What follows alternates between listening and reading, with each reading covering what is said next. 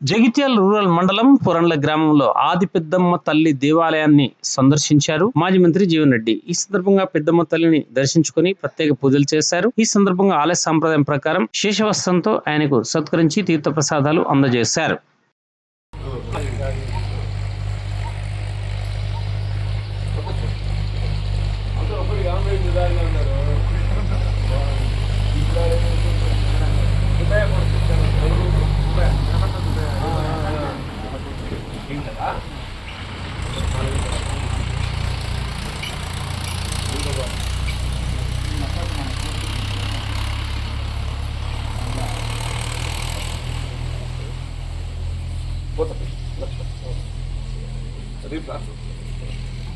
Vishnu Barla form తీసుకొచ్చారు.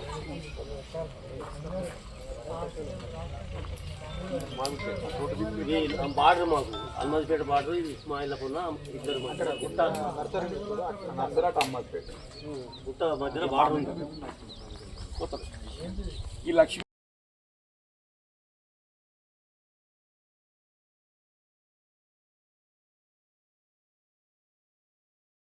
చెందినటువంటి ముదిరాజు సోదరులు పెద్దమ్మ తల్లి ఉత్సవాలు చేసుకుంటున్న సందర్భంగా ఆ తల్లి ఆశీర్వచనాలు పొందాలని చెప్పిన ఇక్కడికి రావటం, నేను ఆ పెద్దమ్మ తల్లి ఆశీర్వచనంతో మొత్తం సమాజం పల్లె సీమలన్నీ కూడా పచ్చదనంతో కలకల్లాడాలి.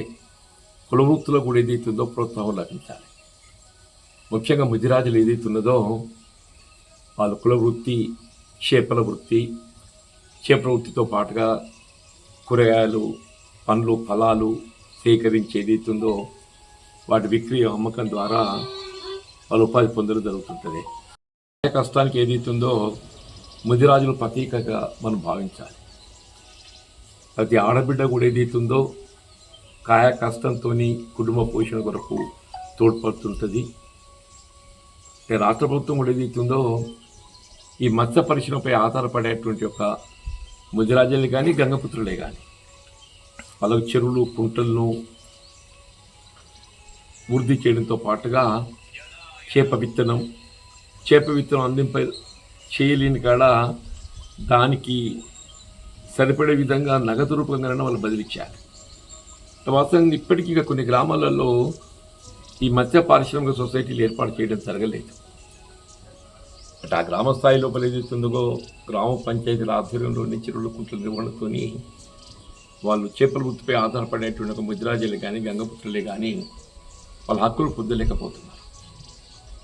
అంటే ఇక్కడెక్కడైతే మత్స్య పారిశ్రామిక సహకార సంఘాలు ఏర్పాటు చేసే అవకాశం ఉంటుందో, ఇంకా ఏర్పాటు చేయని కాడ ఆ సంఘాలు ఏర్పాటు చేయాలి. చేసేది అవుతుందో వాళ్ళకి చెరువుల కుంటలపై ఆధిపత్యం కల్పించాలి.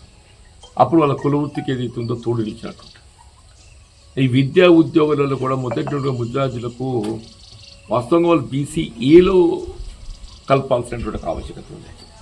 అంటే గంగపుత్రులు ఇట్లా బాట ఏదైతుందో స్త్రీం కులవృత్తే కానీ జీవన విధానమే కానీ ఒకేలాగా ఉంటుంది కాబట్టి BCAలో కలపాలని చెప్పినటువంటి ఒక ఆలోచన మొదలుకెళ్తున్నారు. వైఎస్ రాజశేఖర గారు ముఖ్యమంత్రి ఉండగా BCAలో కలిపే విధంగా ఉత్తర్వులు కూడా జారీ చేశారు.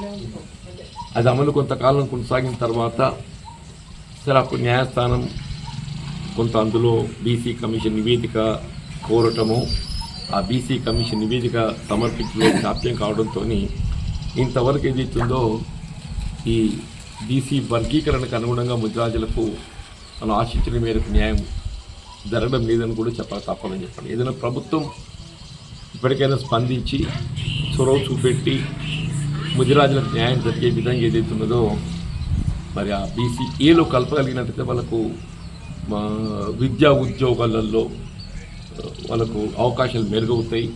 ఆ దిశలో చర్యలు చేపట్టాలని చెప్పని కూడా గౌరవ ముఖ్యమంత్రి అట్లాగే రాష్ట్ర ప్రభుత్వానికి విజ్ఞప్తి.